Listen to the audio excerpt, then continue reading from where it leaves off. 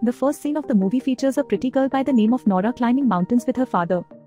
The father of Nora believes that if people saw things from their hearts, they would appear to be different from how the world sees them. The trolls are still around in the shadows if we look at the mountains, else, we will only see creatures from legends. Nora's father once told her a tale of 13 drunken trolls who turned into stones when sunlight shone on them during a wedding. Nora's people hide themselves from the rest of the world, Nora's father said. Since there were only mountains in front of her, Nora thinks this is only a story even though they are now in those mountain stones. The father of Nora tells her to look into her heart and she will see trolls. Nonetheless, Nora catches a glimpse of trolls in the mountains. Trolls have a human appearance, yet they are enormous and don't hurt people. The plot develops, and Nora is now older and working with a team of people while digging somewhere. Her team dug there for 6 months without discovering anything priceless. They had been expecting to find something significant. Nora is informed by the team leader that we should depart right away. Because her father taught her to trust herself, Nora still wants more time. She doesn't care about anyone and was digging when she unexpectedly discovered something enormous. When the bombs were launched, there was a massive explosion, and when the workers moved inside to investigate, they saw something heading toward them. On the other side, gunpowder was being loaded into the mountains to be blasted since a station had been built there. The military commander called a conference and invited Nora in order to learn why the workers were fleeing in fear. The Prime Minister's advisor, Andreas, welcomes Nora. When Nora views the footage showing the enormous footprints, the onlookers think this will be a big deal or that perhaps a storm is to blame. Although Nora makes it apparent that these are the footsteps, nobody seemed to be taking her comments seriously. Another female then shows them a video in which they can see a gigantic object as she arrives in the meantime. They are all startled and terrified. What exactly is this? After that, an elderly couple is seen sipping tea in the evening as an elderly man observes his dog barking non-stop. The couple moves underground to flee as their home begins to shake, and everything there is also trembling. After a while, they emerge to discover their home demolished, at which point they realize Nora and Andreas were sent to them. Andreas inquires about Nora's father when they are traveling, and she replies that although her mother passed away many years ago, her father is still alive and has ideas that are not of this world. Since he couldn't be a writer, that is why he lives alone, Andreas explains to Nora about himself as they approach the elderly couple. They come upon a captain, who informs them that someone arrived while they were crossing the stream and left in search of the mountains. At a distance of 3 kilometers, they discovered enormous footprints, which subsequently vanished. When Nora approaches the elderly couple, the woman says she heard a strange voice that sounded like someone was crying and that it was strange, but it vanished instantly, leaving her wondering how such a big thing could vanish so quickly. Nora, accompanied by Andreas and the captain, runs to her father upon hearing the lady because her father had seen mountains up close.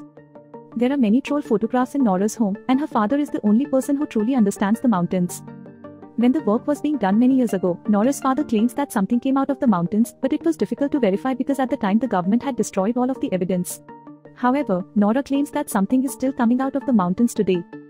Her father explains to her that trolls used to roam freely many thousands of years ago and that any human who had a relationship with a troll was punished. The trolls first appeared many years ago, and Nora's father found them, but he was afterwards diagnosed as insane and committed to a mental institution.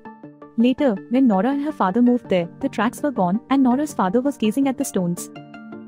Nora was observing her father on it from a distance while the captain and Andreas commented that her father didn't appear to be feeling well and that his mental state wasn't good. Nora goes to her father and attempts to explain to him how she believes that he has been lost in the stories. Suddenly, there are weird smells and dark clouds, but when she turns around, she notices an eye. They were confronted by a sizable troll who was actually there. The captain picks them all up from there, and as they proceed, they show a military camp this footage captured on camera. Nobody believed it, and Nora's father continued to talk about trolls but no one believed his stories, which is why he was expelled from the place. The Prime Minister responds, "We don't have much time for you to absorb all this," when Nora pleads for more time to understand everything. "We will wait until that moment, but until you realize what that monster is, that thing will destroy us. The military will be in charge of any subsequent tasks, and whatever they are, they will be completed." As the captain approaches, Nora replies, "I want to go with you, but I can't because I can't take 3 of them with me." Even so, the captain agrees with Nora, and the military informs them of the troll's position. When everyone arrives there and the soldiers are waiting for them while they wait for the troll, Nora's father apologizes to her for not spending more time with her. Despite the fact that her father was alive, she has lived her life as if she has nothing in this world, yet Nora insists that her father is with her. The troll follows it, but it halted at its location when it realized there were humans nearby.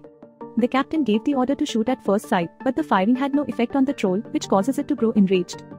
Many troops were murdered as a result of it assaulting them, but Andreas and Nora and her father hid behind a rock. The Christian soldier who was with them was eaten by the troll as he picked him up. As a result, Nora's father claims that the trolls can smell the Christians and recognize them. Following that, they approach the troll and implore it to maintain its composure and courage before telling it to quit. What's astonishing is that the troll seemed to comprehend him and calm down. While this was happening, a few troops were once more battling the troll, which infuriated it and caused it to kill a few soldiers. The troll accidentally kills Nora's father, but instead of running away, it apologizes and leaves after expressing its sadness. It was an odd incident, and when Nora's father was hurt, he was counting his final breaths and said, "Royal, palace, and house," before passing away. Nora no longer has a parent in this world because he died.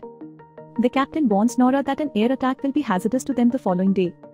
When Nora begins researching trolls, she learns that they dislike church bells. Because of Nora's placement of all those hints in front and the captain's assistance, they attack the church. The commander considers what Nora stated and gives Nora another chance because it is a good thing if the trolls can be stopped to prevent destruction. Nora's strategy to stop the troll by ringing the church bells was successful, and when the troll heard the bells, it was unable to withstand them. A child was about to lose her life as a result of it breaking all the bells and going berserk after that. However, the troll saves the child and prevents anything from happening to her. Everyone was shocked to see this, and then the troll turns to look at Nora before leaving. Nora was fired from her assignment because her plan didn't work, and the government is now considering using a missile to target the troll. They will suffer a great deal of harm as a result of the city becoming deserted. After, Andreas is seen leaving to pick up Nora from her house. Nora didn't know where the troll was going to go next. Here, she recalls what her father said, that he took the name Royal Palace when he was dying, and Nora makes the decision to go there. When she arrives, she meets the chief minister of the king, who explains that it was formerly thought that if one monarch's house was built on top of another, it was a good omen. He also reveals that there was a troll's home before the palace, and they were known as the King of Mountains. Because they disliked church bells, the monarch silenced all of them save for one youngster, who was then sent into the darkness of the mountains while being terrified so that he would perish there. The troll has returned to its home after being dormant for a while, which is why it wants to come here. The minister takes him to the basement where there are a few troll skeletons, and when Nora shines a light on one, it turns to stone and she remembers the tale. Her father tells the tale of what happened to the 13 trolls, who turned to stone when exposed to sunlight. According to the legends, light is their adversary and turns trolls into stones when it shines on them. Nora calls the captain and explains how they can defeat the troll without suffering a severe impairment. She summons him to a wide open space and requests that he set up a massive solar system. Later, Nora and Andreas transport the child skeleton to the open field in their car so the enormous troll won't chase them after seeing it. The boy was a troll that the king sent to the cave because he was terrified of him. The launch of the missiles was announced on the radio, but Nora needs to stop those missiles in order for her plan to succeed. In order for his buddy to breach the system, Andreas telephones her, and she follows suit. The skipper also set the solar system while the missiles were stopped. On the opposite side, Nora and Andreas are blocking the troll's path with the skeleton of the boy. When the troll notices the skeleton, it follows them. Nora accelerates her car quickly, but when she abruptly stops, the skeleton tumbles to the ground. The troll picks up the skeleton after it. It began to cry as soon as it saw it, and Nora felt its sorrow as well. The troll was all by himself in the world. The skeleton collapses and breaks in the meanwhile.